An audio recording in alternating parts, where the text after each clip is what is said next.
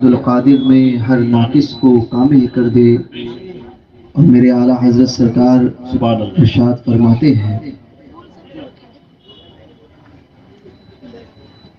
کیسے آقاؤں کا بندہ ہوں رضا، بول بالے میری سرکاروں کے۔ سبحان اللہ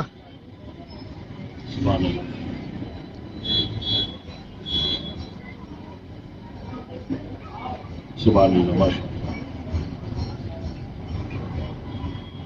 بڑے پیر دستگیر رضی اللہ تبارک و تعالیٰ عنہ کی نسبت سے اس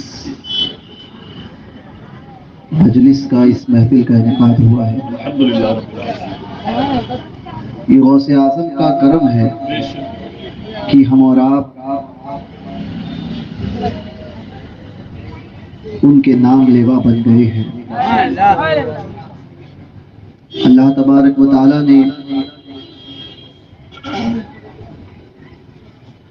اپنے محبوبین کو اختیار عطا کیا ہے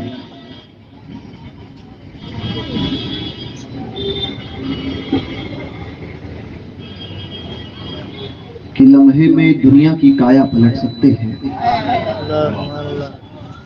اور پھر بڑے پیر ہیں۔ سبحان اللہ سبحان اللہ۔ اس لیے غوث اعظم خود ارشاد فرماتے ہیں کہ اللہ تعالیٰ نے لوگوں کے دلوں کو میرے مٹھی میں کیا ہے، جسے چاہتا ہوں اپنے طرف پھیرتا ہوں اور جسے چاہتا ہوں اپنے سے پھیر دیتا ہوں۔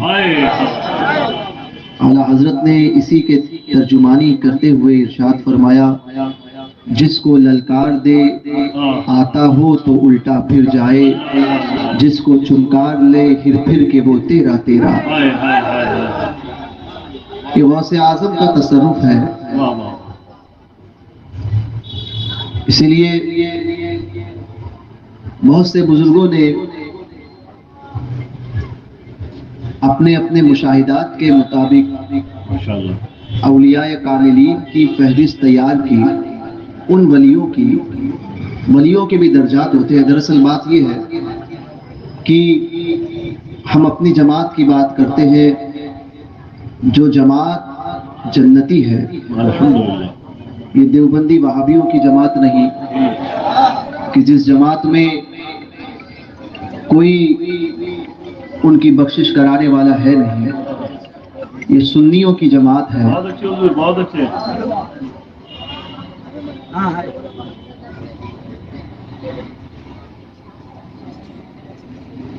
تو یہ بڑے پیر دستگیر رضی اللہ تبارک و تعالیٰ عنہ یا اولیاء کاملین کی مشاہدے کی بات ہے۔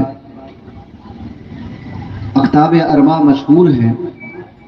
بعض نے لکھا کہ 4 اللہ کے ولی ایسے ہیں کہ جس طرح سے انہوں نے اپنی زندگی میں ظاہری طور پر حکومت فرمائی، آج بھی اپنی قبروں سے حکومت جاری کیے ہوئے ہیں۔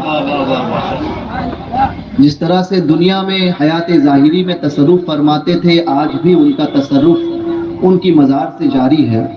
تو وہ اکتاب اربع جو 4 مشہور ہیں، وہ سب سے پہلے بڑے پیر دستگیر ہیں، دوسرے غوث رفاعی احمد الکبیر رفاعی ہیں، تیسرے شیخ حیات حرافی ہیں، شیخ سیدنا ابراہیم دسوقی ہیں، اور چوتھے سید احمد البدوی ہیں۔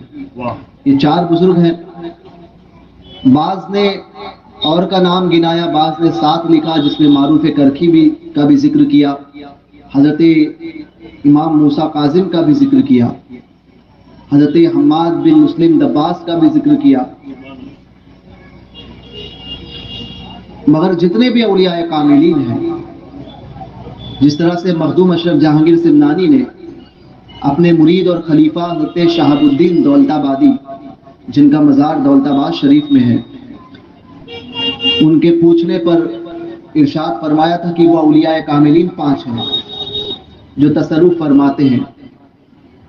تو سب سے پہلے فرمایا کہ شیخ عبدالقادر جیلانی، دوسرے نمبر پر شیخ معروف کرکی، تیسرے نمبر پر حضرت محی الدین ابن عربی، چوتھے شیخ حیات حرافی، اور 5ویں شیخ عقیل مسیحی۔ تو اولیاء کاملین جو تصرف فرماتے ہیں، سب نے الگ الگ ذکر کیا ہے، مگر ایک ذات سب کے نزدیک مسلم ہے وہ بڑے پیر دستگیر واہ واہ واہ واہ حضور غوث پاک کی. تو یہ غوث پاک کی 11ویں کا مہینہ ہے، اور ایک روایت کے مطابق غوث پاک کا وصال 9 کو ہوا، ایک میں 10 کا بھی ذکر ملتا ہے. تو بہرکیف یہ غوث پاک کے عرس کے دن چل رہے ہیں. ماشاءاللہ ماشاءاللہ، مبارک ہو مبارک ہو. اللہ تبارک و تعالیٰ سے دعا ہے کہ اللہ تعالیٰ بڑے پیر دستگیر کے سچے غلاموں میں ہمیں قبول فرمائے. غوث پاک کا ماننے والا جو سچا قادری ہوگا وہ بات غوث پاک کی کرے گا اور غوث پاک کی بات کو مانے گا. پیغام صرف اتنا دوں گا، وقت ختم ہو چکا ہے، تقریر کا وقت نہیں باقی رہا کہ مزید کچھ گفتگو کر سکوں، کسی واقعے کو بیان کر سکوں. میں تو یہ بھی نہیں کرنے والا تھا، مگر مفتی صاحب نے کہا کہ کچھ کہہ دیجئے. تو بس یہ کہ ایک فتنہ بڑی تیزی سے، ایک تو سب سے پہلے تیزی سے جو فتنے پھیل رہے ہیں اس میں ایک رافضیت کا فتنہ ہے، نام نہاد مولائیت کا فتنہ ہے.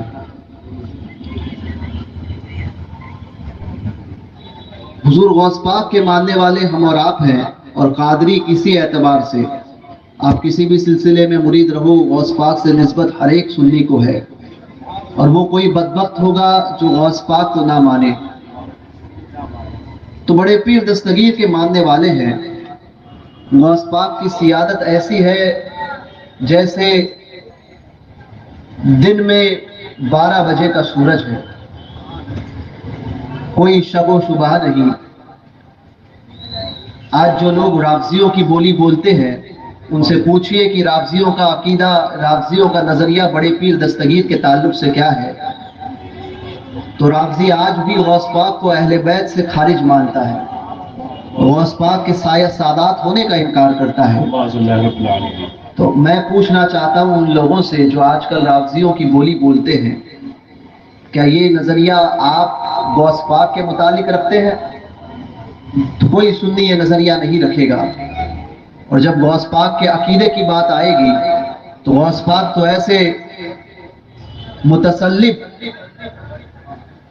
اس دور میں جسے سنی کہا جائے، اہل سنت و جماعت سے تعلق رکھنے والے ہیں کہ غوث پاک نے رافضیوں کے ساتھ میں مناظرے کیے ہیں. کیا بات. تو بس یہی ہے کہ فرقہ باطلہ وہ وہابیہ ہو، دیوبندی ہو، جماعت غیر اسلامی ہو، ایک فتنہ قادیانیت کا بڑی تیزی سے پھیل رہا ہے جو حضور کے ختم نبوت کا منکر ہے. وہ فتنے، اس فتنوں سے بھی بچنا ہے. مہدیت کا فتنہ ہے، اس کے علاوہ صلح کلیت کے فتنے، ہر فتنے سے بچ کر سنی بن کر اس دنیا میں رہیں اور سنی بن کر اس دنیا سے جانے کی کوشش کریں. غوث پاک کے نظریات کو اگر جمع کرو گے تو پتہ چلے گا کہ حضور غوث اعظم دستگیر رضی اللہ تبارک و تعالیٰ عنہ کے نظریات کو اگر جمع کرو گے تو اس دور میں وہ سمیٹ کر مسلک اعلیٰ حضرت بن جاتا ہے. نعرہ تکبیر، نعرہ رسالت، عشق محبت، عشق محبت، تعلیمات اعلیٰ حضرت، ناشران مسلک اعلیٰ حضرت. تو بڑے پیر دستگیر کے غلام بن کر رہیں، عشق رسول کا جذبہ پیدا کریں. کسی مسئلے میں صرف لیٹر لکھ کر دے دیے اور سمجھ گئے کہ آپ ہمارا فریضہ پورا ہو گیا، تو آپ کا فریضہ پورا نہیں ہوا ہے. بہت کام کرنا ہے. حضور سے ٹوٹ کر محبت کرنے کی کوشش کریں، ٹوٹ کر حضور کے لیے اپنی جان دینے کا جذبہ رکھے. یہی سنیت ہے اور یہی مسلک اعلیٰ حضرت ہے کہ یا رسول اللہ تمہیں جانا، تمہیں مانا، نہ رکھا غیر سے کام، للہ الحمد میں دنیا سے مسلمان گیا. ایسے سنی بن کر رہیں اور ایسے سنی بن کر اس دنیا سے جائیں. وہابیوں کا نہ ذبیحہ کھائیں، نہ ان کی شادیوں میں جائیں، نہ ان کے ساتھ اٹھے بیٹھے، نہ ایسے لوگوں کو اپنے جلسوں میں بلائیں جو سب کے ساتھ اور سب کے وکاس کی بات کرتے ہیں. سنی تو وہ ہے جو یہ بات کرتا ہے کہ سب غلط ہے ایک صحیح ہے. وہ صحیح جماعت صرف اہل سنت و جماعت ہے.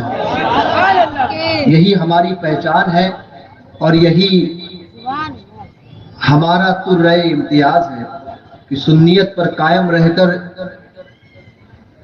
حضور کے لیے جی کر حضور کے لیے مرنا ہے. اور ہمارے سارے رشتے تب تک باقی ہے جب تک حضور سے محبتیں باقی ہیں. حضور کی نسبت جب تک باقی ہے رشتہ داری باقی ہے. وہ پیر کا رشتہ ہو، مرید کا رشتہ ہو، ماں باپ کا رشتہ ہو، دوست احباب کا رشتہ ہو، اولاد کا رشتہ ہو، ہر رشتہ حضور کے لیے ہے. تو اپنے عقیدے کو ایسا مضبوط کرے، سنی بنے. اللہ تبارک و تعالیٰ کہنے سننے سے زیادہ ہمیں عمل کی توفیق عطا فرمائے.